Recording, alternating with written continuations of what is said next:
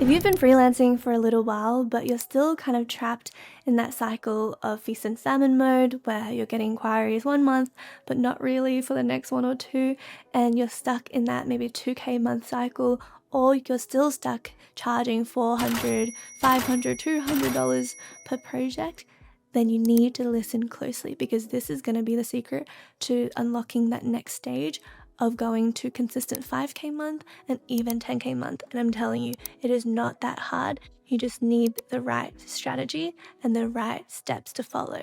I'm Annie, I'm a brand and web designer, and I've been freelancing for the last 4 to 5 years. I started off solo and I branded myself as Empty Studio, a solo agency, and last year I hired my first full-time designer. And once you hire your first full-time designer, consistency in revenue becomes critical. But I'm pretty lucky to say that over the last 2 years, I've been making consistent 10K month, and that means over 100K every single year. And it's not that difficult. You just need to get a few key things right. First of all, let's dissect why you're stuck in that 2K month or even less. Number one is because you are saying yes to the wrong clients.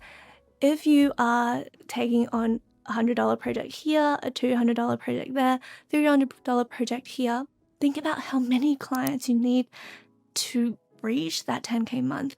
It's just a simple math formula. If you're taking on $100 projects, it's going to be insanely hard for you to reach 10K month, because the thing is, clients, they don't need work done all the time, especially if you're working with small businesses. If they pay you $400 for a poster here, $500 project for 3 blog articles over there, you need a lot of clients to be able to sustain your income. What the shift needs to be is to focus on higher ticket clients who have a monthly marketing budget, who has consistent work that needs to be done for them, and they want an expert to take it off of their hands, but they don't want a large agency who's going to charge them an arm and a leg, and they also don't want someone on Fiverr who's probably remote and doesn't really communicate in English that well. They want that white glove service without that premium price tag, and that's where they will find you. And another key shift is to not call yourself a freelancer. You are an expert, you're a consultant, you are a solo business owner. That is who you are, and that is going to unlock another ceiling of potential for you to charge that couple $1,000s per project. For example, I am a designer and I charge a minimum of $6,000 per branding project, and then I enlist my clients into a $3,000, $4,000 or $5,000, depending on what tier and the level of service they need, monthly subscription. And these companies, these small to medium enterprises, they need consistent work, but they don't want to hire someone full-time in-house yet. So a lot of bigger companies, say like 300, 400 employees, they probably have the in-house videographer, they might have an in-house designer. But if you focus on companies around 50 to 100 employees, they probably don't. They just want to give it to contract roles, and that's where you step in. But you don't want to come in as a freelancer whom they can just say, hey, come in for a shoot, and then we don't need you for the next 3 months. You want to position yourself as a partner, as someone who is as close to a full-time partner as possible without the full-time price tag.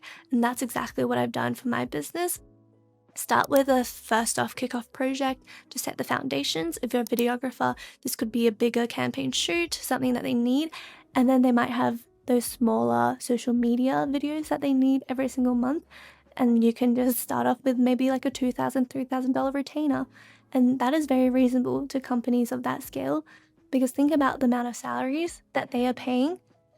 In comparison, that $3,000 a month is not that significant to them. And if you can give them genuine results, if they are proud to showcase the work that you put out there, if you can attract them, their ideal clients, then it is very worthwhile for them. The next thing I would really encourage you to do to get out of that feast and famine cycle and to build a consistent pipeline of clients is to do consistent outreach. And I know it's really scary because as freelancers, we got into this because we probably were sick and tired of going to the office.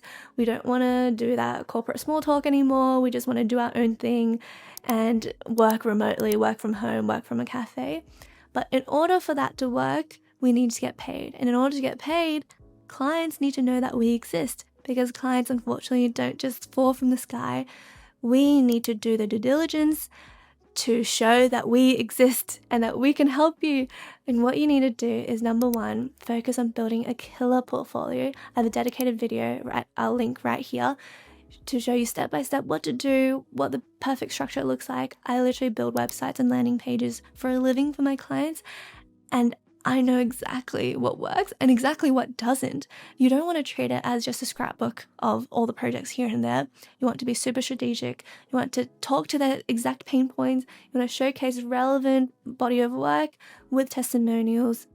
And then what you're going to do is you're going to zhuzh up your LinkedIn profile, have a professional headshot, have a banner that's on brand with your website, because that is the 2 point of contact that they are definitely going to pay attention to.